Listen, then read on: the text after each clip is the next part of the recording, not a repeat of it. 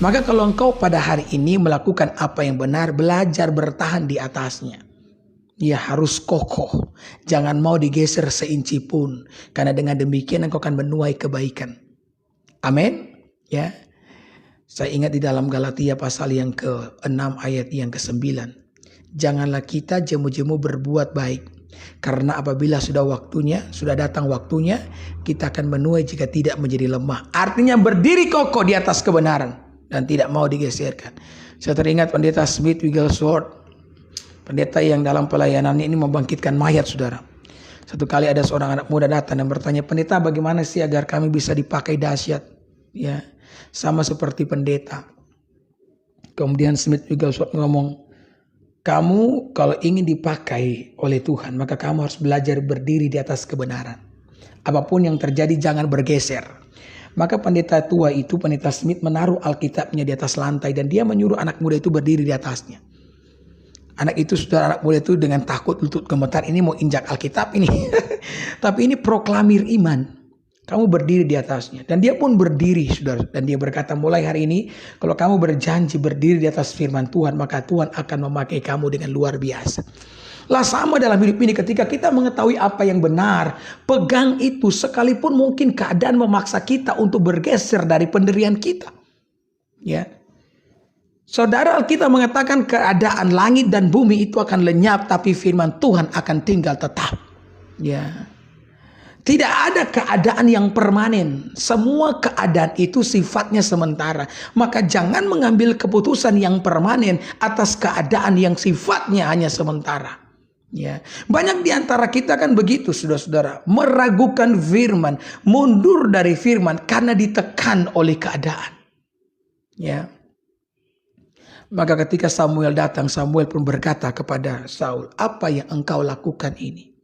Dengan bertindak seperti ini, engkau telah melecehkan nama Tuhan. Dan Saul pun menjawab, saya pikir kamu tidak akan datang. Rakyat sudah meninggalkan aku. Ya.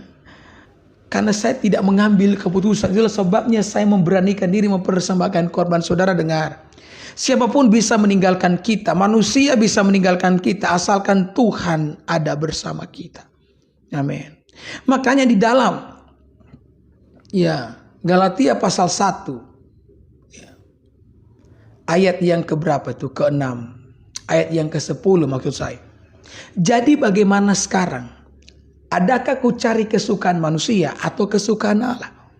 Adakah ku coba berkenan kepada manusia? Sekiranya aku masih mau mencoba berkenan kepada manusia, maka aku bukanlah hamba Kristus. Ya.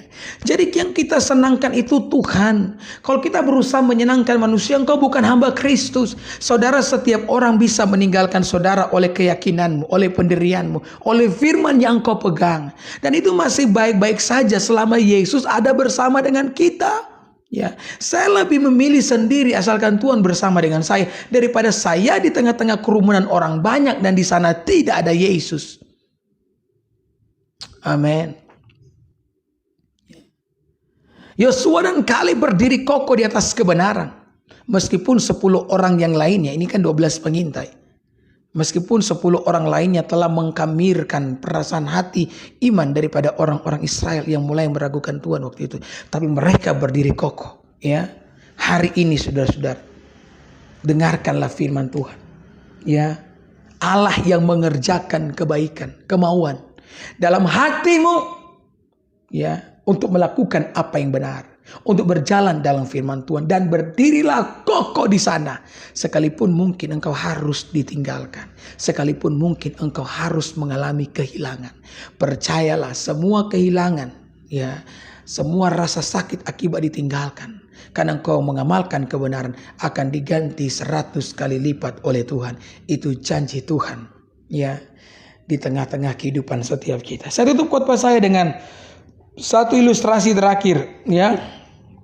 Ada seorang gadis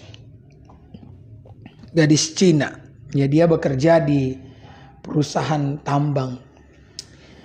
Gadis ini dia menempati satu office, satu kantor yang dimana dia sering kasih pengumuman melalui corong begitu.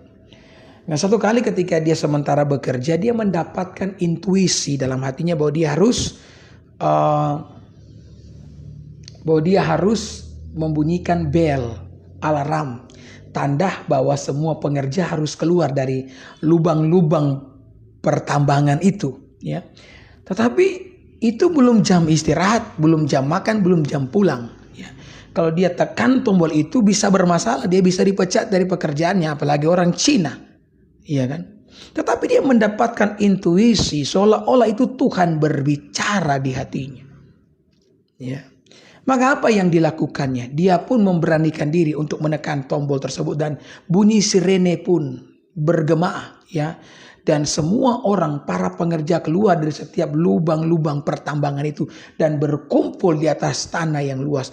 Dan mereka semua kebingungan, kenapa kita dipanggil keluar? Ada apa? Ya, saudara, ketika ya orang-orang bertanya, bahkan teman-teman kantor mulai bertanya kepada gadis ini, kenapa kamu menekan tombol tersebut? Dan tiba-tiba beberapa saat kemudian terjadi gempa bumi. Dan lubang-lubang pertambangan itu roboh semua. Tertutup semua. Kalau seandainya hari itu dia tidak mengikuti intuisi dari Tuhan, maka akan banyak korban. Saudara, saya tahu di dalam melakukan firman Tuhan kadang-kadang ada tantangan, ada harga yang perlu kita bayar. Tetapi percayalah, harga itu terlalu murah, ya, dibandingkan dengan harga yang mahal yang akan kita bayar kalau kita tidak melakukan perintah Tuhan itu sendiri. Maka saya berdoa biar setiap saudara yang mendengarkan firman Tuhan ini mengimaninya dalam hatimu, ya, engkau mau mengerjakan keselamatanmu dengan takut dan gentar dan memberikan respon yang terbaik atas firman yang engkau dengarkan di dalam kehidupanmu, berjalan di dalamnya dan mengalami berkat kemurahan daripada Tuhan. Haleluya, amin, puji.